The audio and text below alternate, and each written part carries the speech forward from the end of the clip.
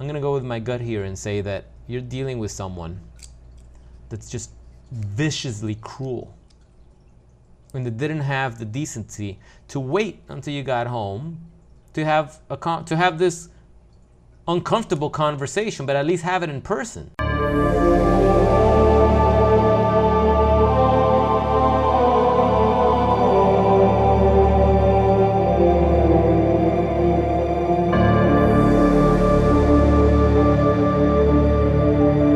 Hello, warriors. Welcome back to the show.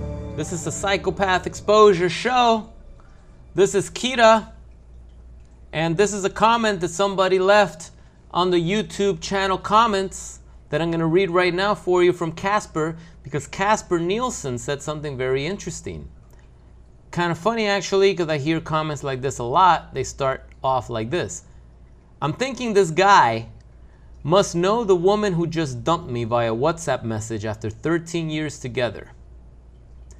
She was classy enough to wait until I was on board an oil rig doing 15-hour shifts. Typical. I truly love her and would do/have done anything for her. But the thing about the self-sabotage was like a light bulb moment. Just maybe it's not all my fault. And just maybe I didn't deserve being dumped like that. Thank you for the work you do. Thank you, Casper, for sending that in. I don't know your situation. I don't know why you would say maybe it's not your fault and maybe you didn't deserve this. Sounds like maybe she's convinced you that it was all your fault and that you deserve all this and more. I don't know. I really don't know your story. But I got to give you the benefit of the doubt here and assume that you're dealing with a toxic narcissistic monster that would, after 13 years, break up with you over WhatsApp. Over WhatsApp. That's the same thing as breaking up over text, for those people that don't know what WhatsApp is at this point in 2023. You know, I love your sarcasm. She was classy enough to wait until I was on board an oil rig doing 15-hour shifts. You know, I remember a friend of mine about 5-6 years ago was telling me how his ex broke up with him after he had flown abroad to visit for the funeral of his dying grandfather. And I remember talking to him about that, and he had already told me how this girl was. She was a bartender, alcoholic bartender that would moonlight as a stripper, had daddy issues clearly, and this guy was not in a good headspace at all. I mean, listening to him talking was like listening to someone that had just recently come out of narcissistic abuse.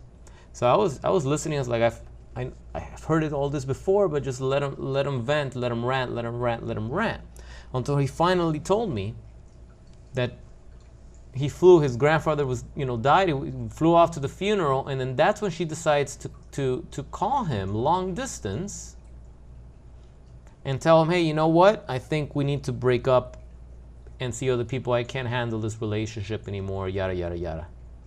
And at the time, he failed to realize how cruel that was. He failed to realize how calculated that was. If this woman had any human empathy or love in her black little heart, that's not what you do. How many of you guys, I know a lot of you guys are older here and you have been in multiple relationships. I mean, have you ever at some point wanted to break up with someone, not because they were psychopathic, but you just weren't feeling it? Maybe in college you were dating someone and you didn't know how to break it to them. The old it's not you, it's me type of thing, but you just didn't know how to break it to them because you're a good person. You don't want to hurt their feelings. And then when you're about to break up with them, something happens. They just got fired from their job, or some shit happened where they really, really need you at that moment, and you're like, oh shit, I was gonna break up with them and I can't do it now. Ever been in a situation like that? I've watched TV sitcoms where that's a common thing, and it's funny because you see the side of the story where the guy wants to break up with a girl and he's like, how am I gonna say it? And he finally musters up the courage to do it. She's like, oh, my dog died. Oh. It's like, oh, great. Can't do it now. And the next time I'm gonna break up, some other shit happens, right?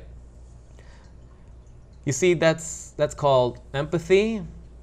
That's actually caring for the person even though you don't want to date them anymore. You care for them as a human. You have mutual respect. But a toxic person, a cruel, narcissistic, abusive, emotionally abusive person will wait until you're miles and miles away at your grandfather's funeral or at an oil rig doing a 15-hour shift to drop the bad news. They're gonna wait for the opportune moment where they can dump that news on you, where it just crushes you and there's no way you can recover from it. They are so good at delivering the news at that precise moment. Wow. What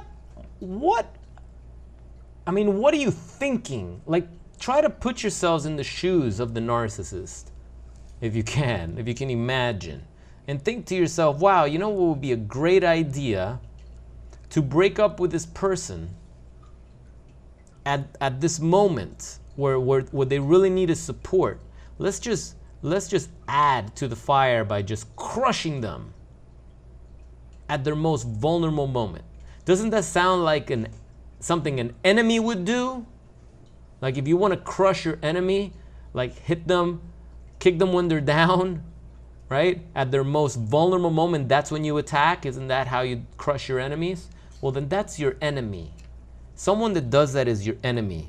Casper, that woman is your enemy. Now, again, I don't know your story. I don't know if you did some stuff and she's holding a resentment with you. A lot of people leave comments here, and obviously they're not going to say the truth. But I'm gonna go with my gut here. I'm gonna go with my gut here and say that you're dealing with someone that's just viciously cruel, and that didn't have the decency to wait until you got home to have this uncomfortable conversation, but at least have it in person. I don't know what came after. I don't know how you're doing. I hope you're doing good. It's not easy to recover from news like that. And then you have to finish your shift and your mind is going crazy. I can only imagine what came out of that. But that's not the way to break up with someone. That's not how you dump someone. That's just not. That is being dumped. That's exactly what that is. That's being dumped. You just got dumped. The only thing worse than that is a discard. Was that a discard? You tell me. Maybe it was. It certainly feels, if sounds like one. Sounds like one.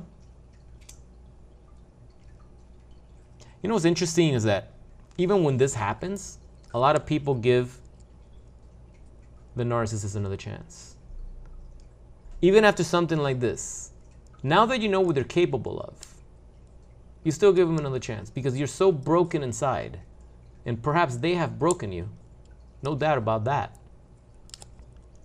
But you have no idea if you can survive without them at this point, even though they just crushed you in the worst possible way.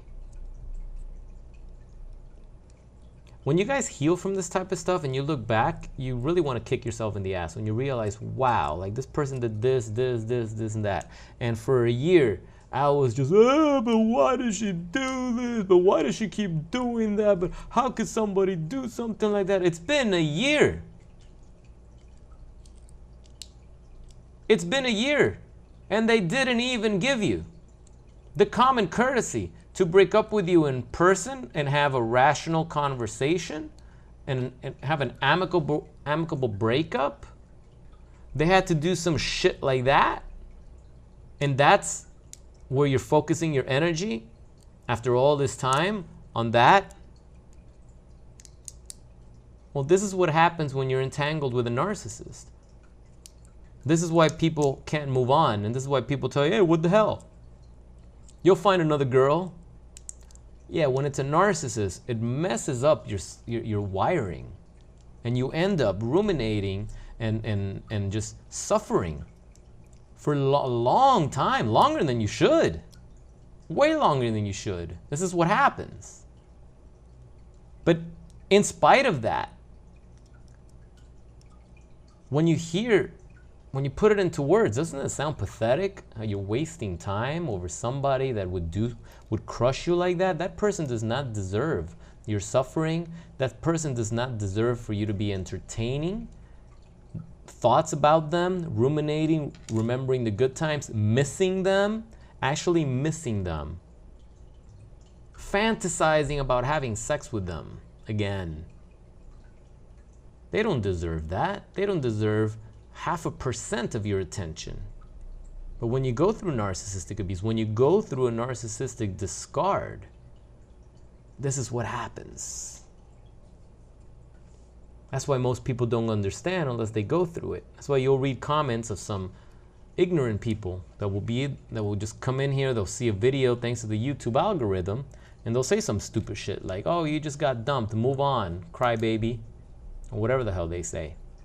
They're like, yeah, you're right, move on. And you know what, if you really think about it,